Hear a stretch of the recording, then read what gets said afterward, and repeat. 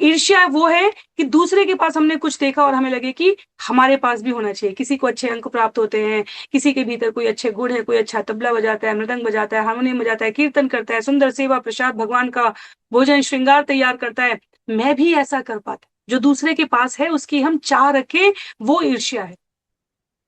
नकारात्मक अर्थ में, सकारात्मक अर्थ में स्वस्थ प्रतिस्पर्धा की चाह से, भावना से, उसके प्रति सुंदर शब्दों को व्यक्त करके जिसको देख के हम प्रोत्साहित हो रहे हैं, तो ये ईर्ष्या नहीं है। प्रभु जी, माता जी या फ्रेंड्स, मित्र, शुभचिंतक, आप इतना अच्छा ये करते हैं, आपके मार्गदर्शन से, आपकी प्रेरणा से हम भी प्राप्त कर सके, ये ईर्ष्या नहीं है।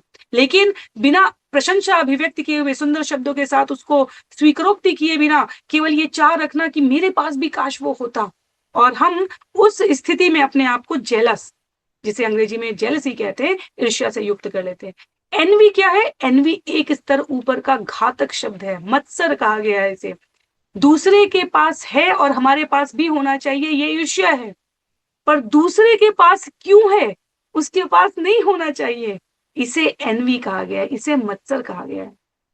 क्यों मिले उसे? वो तो पढ़ता ही नहीं था ध्यान से।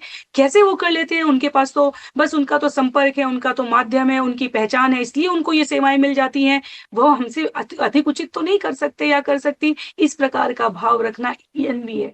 जब भगवान अर्जुन को भगवत गीता में सुंदर शब्दों के साथ जीवन जीने की आचार संहिता श्रीमद् भगवत गीता गीतोपनिषद सुना रहे हैं, तो वो कहते हैं, यह ज्ञान तुम प्राप्त करने के अधिकारी हो, क्योंकि तुम्हारे भीतर क्या नहीं है? मत्सर, तुम असूय। संस्कृत में शब्द जो प्रयोग होता है मत्सर, एनवी के लिए वह कहा गया अनसूय हो। निर्मत्सर श्रीमद् भागवतम में प्रयुक्त होता है। तो यह विपरीतार्थक है। मत्सर का अर्थ दूसरे के पास होने मात्र से हमें आपत्ति हो कि उसके पास क्यों है।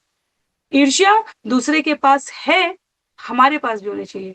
मत्सर दूसरे के पास क्यों है, बिल्कुल नहीं होनी चाहिए। श्रीमद् भागवतम कहते हैं, ऐसा व्यक्ति जो दूसरों की सफलता को देखकर प्रसन्न होता है, वह निर्मत्सरः कहा गया है। वह पात्रता अर्जित कर लेता है, योग्यता अर्हता प्राप्त कर लेता है भक्त बनने की। भगवान किसी को सुंदर सेवा करने का अवसर दे रहे हैं, उसको यह गुण दिया है उन्होंने, उनकी मैं सराहना करता हूं, उनसे मैं सीखने का प्रयत्न करता हूं, करती हूं। इस प्रकार की भावना, यह निर्मत्सर है। तो एक भक्त के रूप में, साधक के रूप में, प्रयासरत भगवत धाम जाने के इच्छुक प्रतिभागी के रूप में हमें जेलसी से तो दूर रह एनवी से तो दूर रहना ही है, जेलसी से भी दूर रहना है। हमें निर्मत्सर बनने का प्रयत्न